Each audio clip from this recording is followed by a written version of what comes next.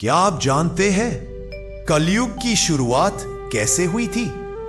कहानी शुरू होती है उस महान राजा से जो अर्जुन के पौत्र और अभिमन्यु के पुत्र थे, राजा परीक्षित। भगवान श्री कृष्ण के पृथ्वी से प्रस्थान के बाद द्वापर युग समाप्त हुआ और कलयुग की शुरुआत राजा परीक्षित के शासनकाल से मानी जाती है। परीक्षित राजा धर्मप्रिय, न्यायप्रिय और अपने प्रजा के प्रति करुणामय थे। परंतु हर युग की तरह कलयुग का प्रभाव धीरे धीरे फैलने लगा। एक दिन शिकार के दौरान भूख प्यास से व्याकुल राजा एक आश्रम पहुंचे। वहां ऋषि शमिक समाधि में लीन थे। राजा ने कई बार पुकारा पर ऋषि मौन रहे। क्रोध और थकान में राजा ने अनजाने में ऋषि के गले में एक मृत सर्प डाल दिया। यही था कलयुग का पहला संकेत। ऋषि के पुत्र श्रृंगी को जब यह जात हुआ तो उसने क्रोध में राजा को श्राप दिया।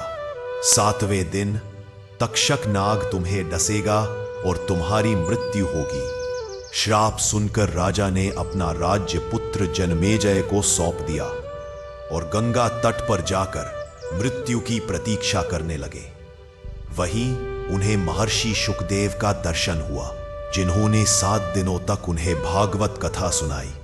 कथा के अंत में जब तक्षक नाग आया तो राजा मुस्कुराते हुए बोले, अब मृत्यु नहीं, मोक्ष का समय है, और उन्होंने परम शांति प्राप्त की। परंतु उनके पुत्र जन्मेजय के हृदय में बदले की आग जल उठी। उन्होंने नागों के विनाश के लिए नाग यज्ञ आरंभ किया।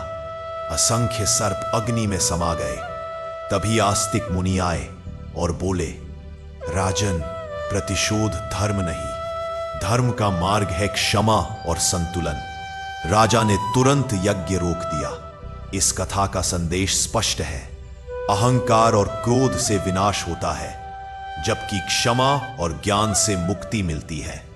यही थी कलियुग की शुरुआत, जब मनुष्य अपने कर्म और विवेक से युग का स्वरूप निर्धारित करता है।